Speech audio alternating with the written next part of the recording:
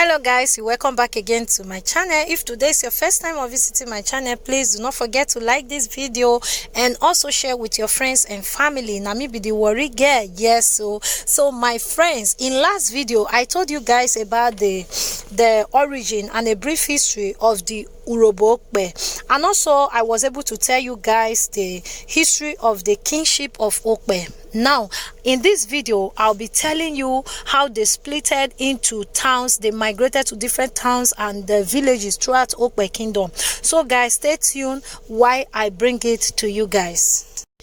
The assassination of Ezezi I in 1779 and the revolution that followed prompted a split in the family and the migration of its branches to different towns and villages throughout Okpe kingdom. Okpe kingdom remained without a king for 166 years after the assassination of Ezezi I.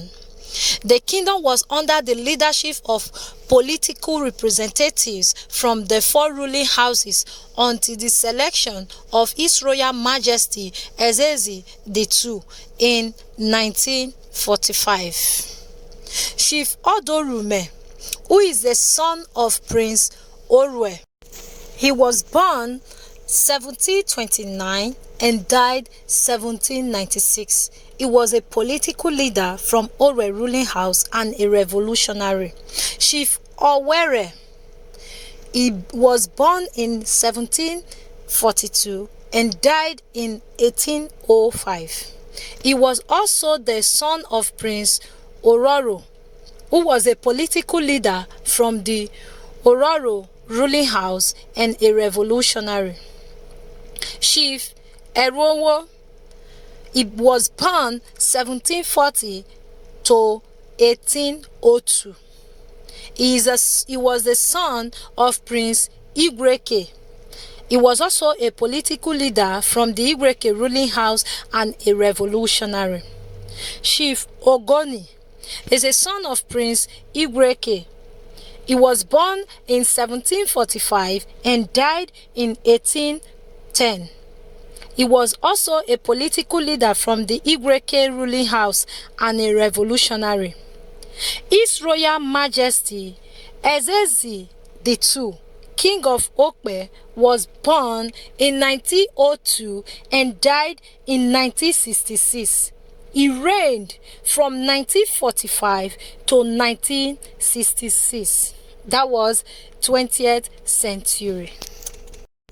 Ezezi II was born to John Devenu to the royal family of Mebitaga of the Ezezi family of Urhobo kingdom of Okpe. In 1940, with the British indirect rule of the kingdom, the Okpe Union saw the urgent need to fill the vacancy created by the death of Ezezi I, but the installation of Ezezi II to the throne had to wait because the British colonial government opposed his selection and refused to recognize him as the Okpe king. However, the Okpe people installed Ezezi II as their king in January 1945.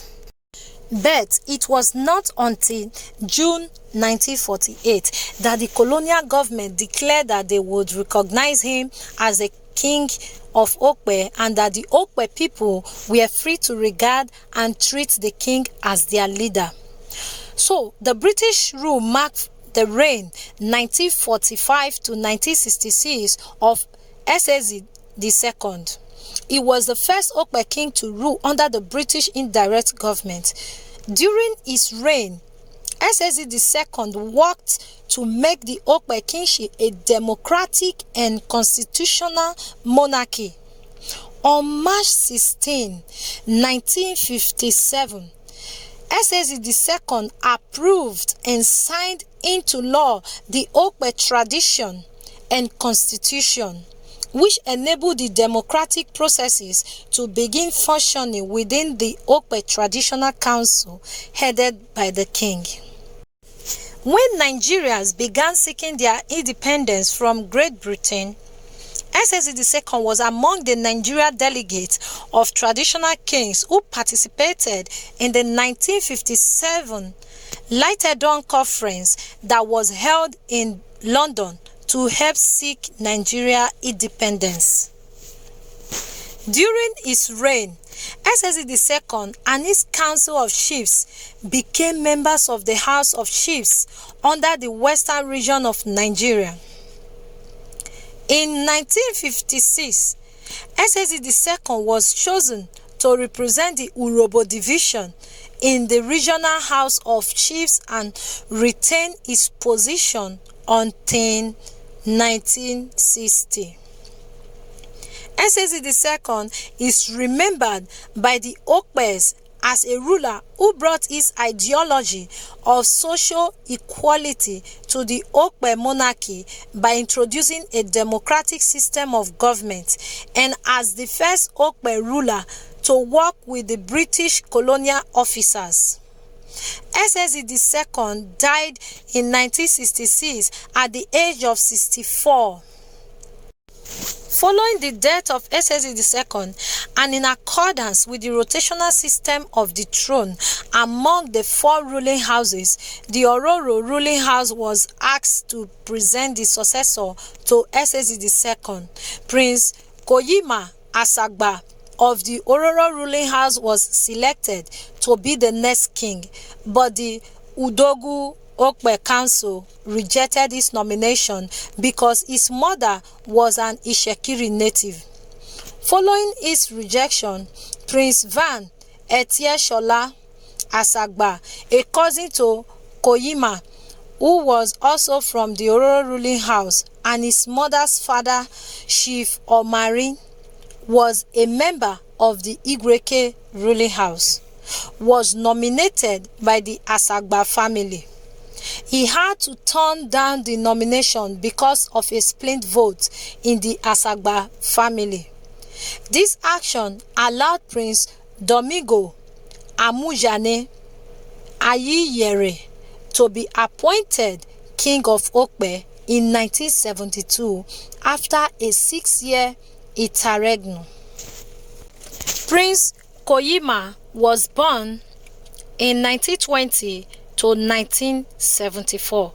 He was a son of Prince Babune Asagba and the grandson of Chief Asagba of the royal family of Asagba of the Urhobo kingdom of Okpe. Prince Van Etieshola Asagba was born in 1923 and died in 1997.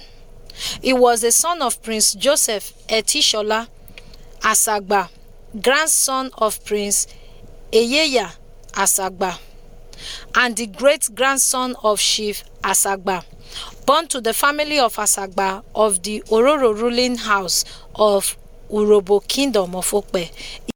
His mother was Princess Abeta Aduviere Omari. She was born in 1900 to 1968. Daughter of Chief Omari Etajeme of the royal family of Igweke ruling house and of the Ogoni family of Okpe kingdom. He was a member of both the Ororo and Igweke ruling houses of Okpe kingdom. His Royal Majesty Ororo I, Oroje, King of Okpe, he was born in 1921 and he died in 2004. He reigned from 1972 to 2004. His Royal Majesty Ororo I was born in Ororokpe in 1954. His Majesty's father, the late Chief Enyiyere Ajere, was of the Ibibo family on the maternal side and of the Owerri family on the maternal side. His Majesty's mother, the late Princess Ba Dievu Eruoto, was from the Owerri family. It is instructive to know that both the Ibobo family and the Owerri family are sub-branches to the Ororo ruling house. His Royal Majesty Ororo I received his early education at the Holy Cross Catholic School in Lagos. Upon completing high school, he joined the Nigeria Police Force from 1940 through 1952. He later proceeded to the United Kingdom in 1956, where he studied business administration and received a diploma. Upon his return from the United Kingdom, His Royal Majesty took a chieftaincy title and established a business. He was appointed President of the Customary Court in 1963.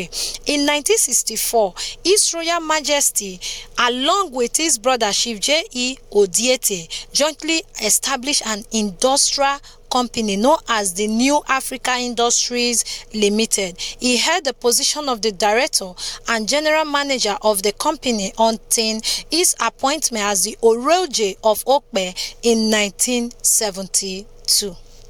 Since the installation of His Royal Majesty Ororo I, the Oroje has brought tremendous peace and stability to his people and also in the relationship between the Okpe people and their neighbors. He had reigned successfully and instilled relative peace, discipline, and dignity in the Okpe kingdom.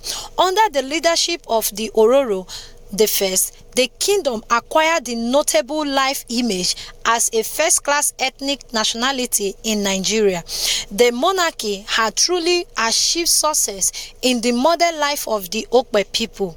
When Ororo I was crowned in 1972, the Nigerian government was under military rule and most traditional government had only limited constitutional power. But however, the Okpe monarchy remained a constitutional institution because of the Okpe tradition and constitution that has passed into law on March 16, 1957 by the late Ezezi II. During his reign, he was the first vice chairman of the then Midwest Council of Traditional Rulers from 1973 to 1977, deputy chairman of the then Bender State Traditional Rulers Forum 1977 to 1991, member of the National Council of State 1992, first and pioneer chairman of the Delta State Council of Traditional Rulers 1993, chairman Southern Delta Traditional Rulers Forum and chairman of the Traditional Rulers of Oil Mineral Producing Communities in the Delta State. He was also the life president of the Okpe Traditional Council. During his lifetime, His Royal Majesty won a Medal of Honor during the War of 1939 to 1945.